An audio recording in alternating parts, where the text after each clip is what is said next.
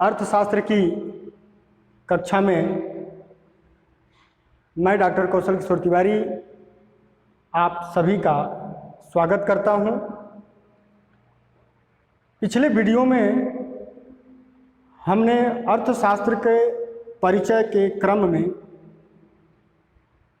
मानव की क्रियाओं का वर्गीकरण किया था और आर्थिक क्रिया और अनार्थिक क्रिया के बारे में हमने आपको बताया था। और इसके साथ ही हमने आपको बताया था कि अर्थशास्त्र की जो परिभाषा विभिन्न विद्वानों ने दिया है उसे विभिन्न भागों में बांट करके और अध्ययन करना ज़्यादा समीचीन होगा। इसी के अंतर्गत जो सबसे पहला परिभाषा धन संबंधी परिभाषाएं हैं उसके लिए हमने आपके सामने आज यह प्रकरण लेकर के उपस्थित हुए हैं। दो बातें मैं पहले आपको स्पष्ट कर दूं, बता दूं, जिसके आलोक में आज यह व्याख्या पूरी तरह से आपको समर्पित है। मानव धन के लिए है, न कि धन मानव के लिए। दूसरा जो सुक्ति है कि धन मानव के लिए है, न कि मानव धन के लिए है। ये दो सुक्तियां मैं दो विद्वानों द्वारा दिए गए परिभाषाओं के आलोक में आपके सामने रखा है और आज उन्हीं दोनों विद्वानों की परिभाषाओं का तुलनात्मक अध्ययन हम करेंगे। इसमें सबसे पहले धन संबंधी परिभाषा। प्यारे बच्चों, अर्थशास्त्र के जनक कहे जाने वाले एडम स्मिथ, जिन्होंने 1776 में सबसे पहले अर्थशास्त्र के तरफ लोगों का, विद्वानों का ध्यान आकर्षित किया, उन्होंने एक पुस्तक लिखा an inquiry into the nature and causes of wealth of nation. और उसमें जो उन्होंने परिभाषा दिया, उस परिभाषा के आधार पर आपके सामने यह परिभाषा है कि अर्थशास्त्र राष्ट्रों के धन के स्वरूप और कारणों की खोज से संबंधित है। दूसरे जो प्रोफेसर वाकर हैं, इन्हीं के समकक्ष, क्योंकि उद्यम एडम स्मिथ, जेबी से वाकर इत्यादि जो उस समय के धन संबंधी परिभाषाएं दिए हैं, उनमें वाकर ने जो परिभाषा किया, बड़ा संक्षिप्त परिभाषा ने दिया कि अर्थशास्त्र विज्ञान की वह शाखा है जो धन से संबंधित, अर्थात धन को केंद्र बिंदु मान करके और परिभाषित करने वाले जितने भी एडम स्मिथ, जेबी से, वाकर इत्यादि जितने भी उस समय के अर्थशास्त्री थे, उन्होंने जो भी परिभाषा दिया उनका केंद्र बिंदु धन ही था। जबकि धन एक बहुत विस्तृत शब्द है। आइए जब हम इनकी परिभाषाओं को देखने के बाद इनमें क्या विशेषताएं हैं, इन पर प्रकाश डालते हैं। विशेषताएं, सबसे पहला है कि जो भी परिभाषाएं दी गई हैं उस समय की, जो जिनको हम धन संबंधी परिभाषाओं के अंतर्गत सम्मिलित किए हुए हैं, वो परिभाषाएं सभी के सभी धन से संबंधित क्रियाएं। मानव दो प्रकार की क्रिया करता है, आर्थिक क्रिया और अनार्थिक क्रिया। आर्थिक क्रिया में वह उत्पादन, उपभोग, विनिमय, वितरण इत्यादि जैसी क्रियाएं जो करता है, उन्हीं क्रियाओं को हम धन संबंधी क्रियाएं मानते हैं। और यही कारण है कि जब ये लोग परिभाषा ये सभी विद्वान दिए तो उन्होंने कहा कि जो आर्थिक क्रियाएं हैं वही समस्त क्रियाएं मानव के द्वारा किया जाता है और इन्हीं का अध्ययन अर्थशास्त्र होता है। ठीक है बच्चों। दूसरी जो विशेषता है कि अर्थशास्त्र का संबंध केवल भौतिक वस्तुओं से है, न कि अभौतिक वस्तुओं से। प्यारे बच्चों, आप धन अर्जित करते हो तो उससे आप अपने सुख सुविधाओं से संपन्न होना चाहते हो, और उसके लिए जिन वस्तुओं को आप क्रय विक्रय करते हैं वही अर्थशास्त्र का विषय वस्तु है। अर्थात पंखा, टेलीविजन, साइकिल, आपके पढ़ने लिखने के जो साधन हैं, पेन, पेंसिल, कागज इत्यादि, ये सभी जो भौतिक वस्तुएं हैं, इन वस्तुओं के इर्द गिर्द ही अर्थशास्त्र चक्कर लगाता है। ये आपका दूसरा विशेषता है इन धन संबंधी परिभाषाओं की। तीसरी विशेषता, आर्थिक मानव जो स्वहित से प्रेरित है। प्यारे बच्चों, आप एक पुस्तक खरीदते हो, आप अपने लिए एक बैग खरीदते हो, आप अपने लिए एक टिफिन खरीदते हो, तो जरा उस दृश्य को देखो, उसमें जाओ, जाने का प्रयास करो, तुमको लगता है कि ये मेरा है। अर्थात आपके अपने हित के लिए ही जो काम करना है वो करते हैं, उसी के लिए आप धन कमाने का प्रयास करते हैं। इससे जुड़ा होने के नाते उसको हम आर्थिक मानव की संज्ञा दी गई। अर्थात वह मानव जो स्वहित के लिए कर्म करता है, जो स्वहित के लिए कमाता है, अपने लिए सुख सुविधाओं का साधन करता है, उससे संपन्न होता है, तो प्यारे बच्चों, उस तरह के मानव को ही हम आर्थिक मानव कहते हैं। और वह स्वहित से ही प्रेरित होता रहता है, अपने हित के लिए जो भी उसे कार्य करना है वो करता है। ये प्रमुख विशेषताएं जो हैं वो धन संबंधी परिभाषाओं के अंतर्गत मिलती हैं। अब हम बात करते हैं आलोचना, क्योंकि जब 1776 में अर्थशास्त्र जब पहली बार बाहर आया तो विभिन्न विद्वानों की दृष्टि पड़ी इस पर, और इन पर वो गहराई से विचार किए।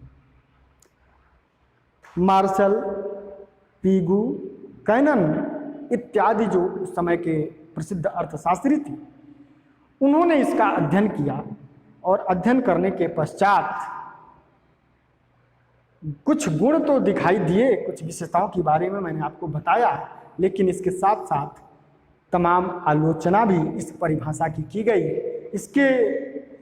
इस आलोचना के दृष्टिगत सबसे पहली जो आलोचना की गई कि धन की संकुचित परिभाषा, अर्थात परिभाषा आलोचना का पहला बिंदु है, और इसमें विभिन्न विद्वानों ने इसकी आलोचना करते हुए बताया है कि जो धन संबंधी परिभाषाएं देने वाले विद्वान हैं वो धन को संकुचित कर दिए।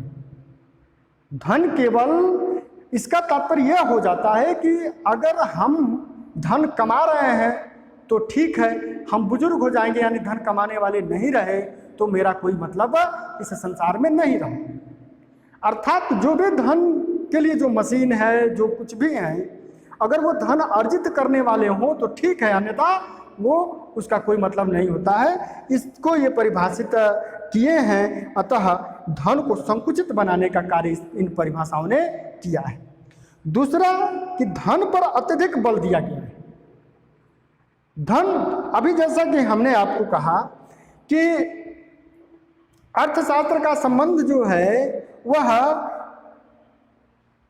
विज्ञान, वह है जो धन से ही संबंधित है। प्रोफेसर काकर कह रहे हैं, अर्थात जो लोग भी बातें अपनी किए उस समय के परिभाषाओं में, वो धन को ही केंद्र बिंदु मान करके किए थे।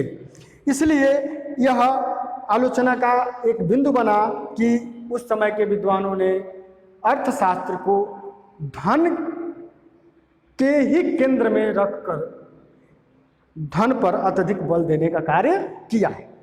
तीसरा, आर्थिक मानव की कल्पना, एक नए मानव की कल्पना। मनुष्य केवल आर्थिक ही नहीं होता है, वह सामाजिक भी होता है, और इन्होंने केवल आर्थिक मानव की, अगर आर्थिक मानव की कल्पना कर लिया जाए तो वह मनुष्य या यह संसार या यह व्यवस्था नहीं रह पाएगी।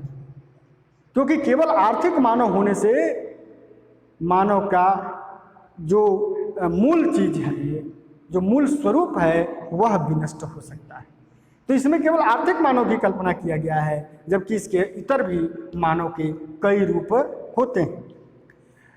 अगला है मानव कल्याण की उपेक्षा। प्यारे बच्चों, किसी भी शास्त्र का यह उद्देश्य होता है, किसी भी ज्ञान का यह उद्देश्य होता है कि वह मानव के कल्याण में वृद्धि करे। और मानव का कल्याण इन परिभाषाओं में आपको कहीं देखने को नहीं मिला। मानव ही केंद्र बिंदु होना चाहिए था, लेकिन केंद्र बिंदु क्या बना? धन बना। इस बिंदु पर भी इनकी आलोचना की गई कि जिनके लिए आप कर रहे हैं वही आपके विषय वस्तु नहीं है, वही केंद्र बिंदु नहीं है। तो मानव कल्याण की अपेक्षा किए हैं इन्होंने, उपेक्षा किया है। अगला है धन कमाने के साधनों की उपेक्षा। धन कमाने के लिए कौन से साधन? धन साधन है कि साध्य है, ये निश्चित नहीं है।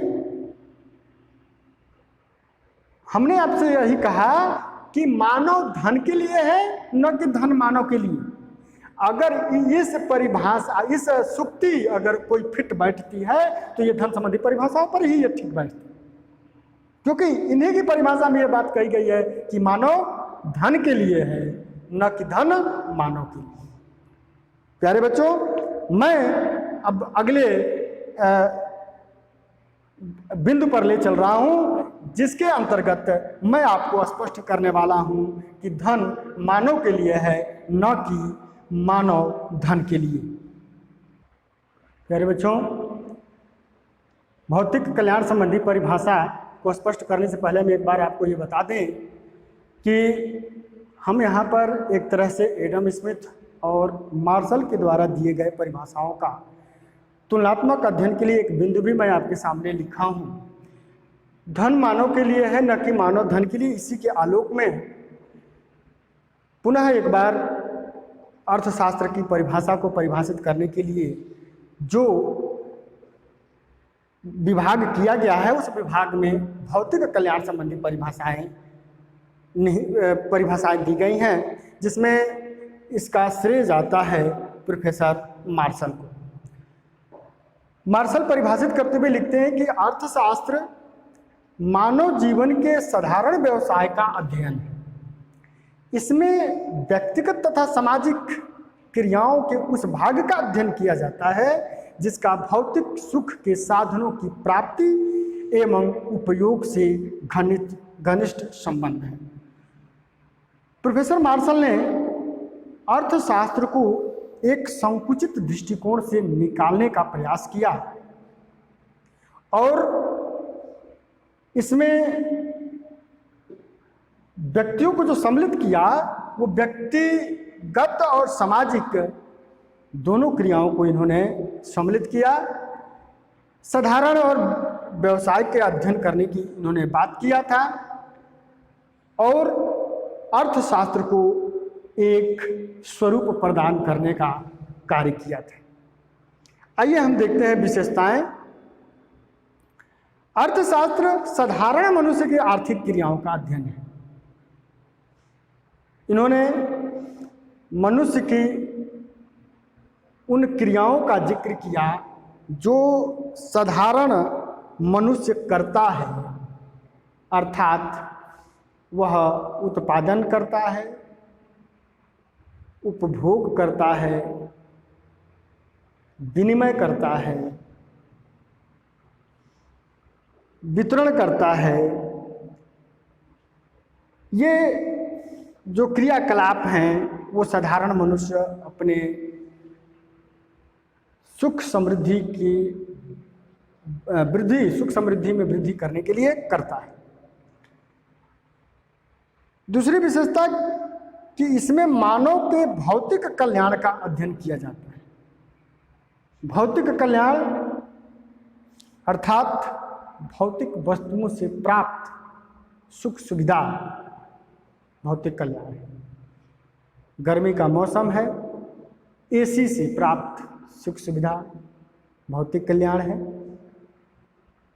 पंखे से हवा प्राप्त हो रही है, भौतिक कल्याण है। आप अपने घर से पैदल चलते थे, साइकिल हो गई, आप शीघ्र कम समय में अपने घर से विद्यालय पहुंच गए, भौतिक कल्याण है। इनका अध्ययन अर्थशास्त्र में किया जाता है।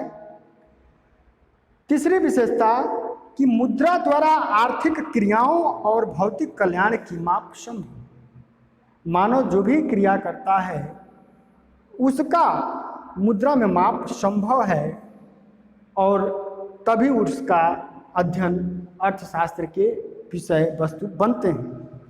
तो मुद्रा द्वारा आर्थिक क्रियाओं व भौतिक कल्याण का माप संभव है।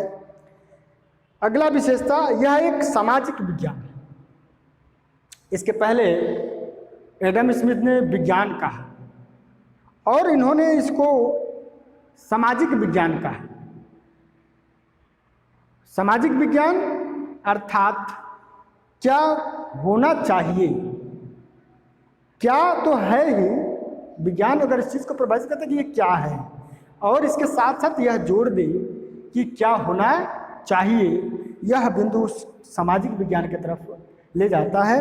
तो इन परिभाषाओं के आधार पर अर्थशास्त्र की एक विशेषता निकल करके आती है कि यह एक सामाजिक विज्ञान है। परिभाषा का विशेषता जानने के बाद जैसा कि पुनः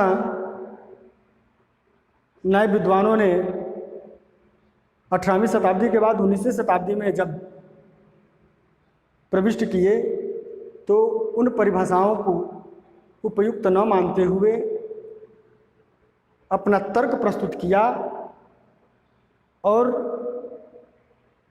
जो उन्होंने इसके संबंध में कह करके अर्थात आलोचना करके जो तर्क प्रस्तुत किया उसके आधार पर उन्होंने अपना अलग परिभाषा दिया था।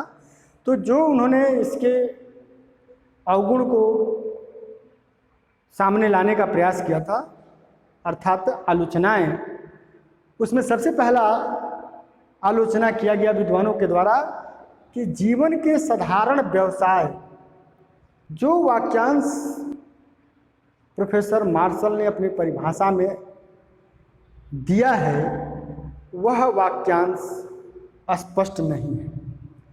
अर्थात जीवन का साधारण व्यवसाय क्या है तो फिर असाधारण व्यवसाय क्या है, प्रश्न खड़ा हो सकता है। अगर साधारण व्यवसाय उसका जीविकोपार्जन करने के लिए समस्त क्रियाएं हैं तो इसके इतर असाधारण व्यवसाय भी कुछ होंगे। यह बात स्पष्ट नहीं हुई उस समय के दिए गए भौतिक कल्याण संबंधी परिभाषाओं। दूसरा कि जो परिभाषा उस समय की थी उसमें वर्गीकरण बहुत किया गया, आर्थिक क्रिया, अनार्थिक क्रिया, भौतिक, अभौतिक, साधारण व्यवसाय, असाधारण व्यवसाय, इस प्रकार का जो तमाम वर्गीकरण किया गया उस वर्गीकरण का अर्थशास्त्र के परिभाषा से बहुत कुछ लेना देना नहीं, कोई औचित्य ही नहीं है कि उसका वर्गीकरण हो। अगला कि भौतिक कल्याण से संबंधित, तो फिर अभौतिक कल्याण अर्थात भौतिक कल्याण अगर हमें प्राप्त हो रहा है जिस भी साधन से और उस साधन को प्राप्त करने के लिए जो भी हम उपाय कर रहे हैं, जो भी कर्म कर रहे हैं, वही अर्थशास्त्र का विषय वस्तु है। तो अभौतिक कार्य क्या होंगे? जैसे मैं आपको पढ़ा रहा हूँ, वकील आपको सीख दे रहा है, आपको कानून के बारे में जानकारी दे रहा है, आप चार्टर्ड अकाउंटेंट के पास गए, वह आपको बताया, तो फिर ये अभौतिक क्रियाओं का क्या होगा? क्या इनका अर्थशास्त्र में योगदान नहीं है? क्या ये अर्थशास्त्र के विषय वस्तु से बाहर हो जाएंगे? और क्या ये अर्थशास्त्र से बाहर हो जाएंगे तो अर्थशास्त्र अपने पूर्णता को प्राप्त कर लेगा? ये तमाम प्रश्न आपके जहन में उत्पन्न हो सकते हैं जो आलोचना करने के लिए काफी है। अगला है सीमित क्षेत्र। जो इन्होंने भौतिक कल्याण शब्द का प्रयोग किया है वह अर्थशास्त्र के क्षेत्र को ही सीमित कर दिया है। अर्थात अर्थशास्त्र अपने पूरे विषय वस्तु को इस परिभाषा के आधार पर अगर उनको कोशिश किया जाए, कसने की कोशिश किया जाए, तो वह खरा नहीं उतर सकता है। तो प्यारे बच्चों, इसलिए हम जो 2 सूक्ति लिखे हैं, मार्शल ने अपने दिए गए परिभाषा के आधार पर यह तो जरूर सिद्ध किया कि धन मानव के लिए होता है, न कि मानव धन के लिए होता है। अर्थात इन्होंने मानव को केंद्र बिंदु माना, मानव के कल्याण की बात इन्होंने अपने परिभाषा में सम्मिलित किया। इसलिए यह एडम स्मिथ से थोड़ा सा आगे निकल गए। अब मैं आपको गृह कार्य देता हूँ। आप इस परिभाषाओं को समझने के पश्चात अब इस एक स्तर पर आप पहुँच गए होंगे कि एडम स्मिथ और मार्शल के परिभाषाओं का तुलना कर सकते हैं। अतः अपने पुस्तिका में, गृह कार्य की जो पुस्तिका है, उस पुस्तिका में एडम स्मिथ और मार्शल की परिभाषाओं का तुलना जरूर करिएगा। धन्यवाद।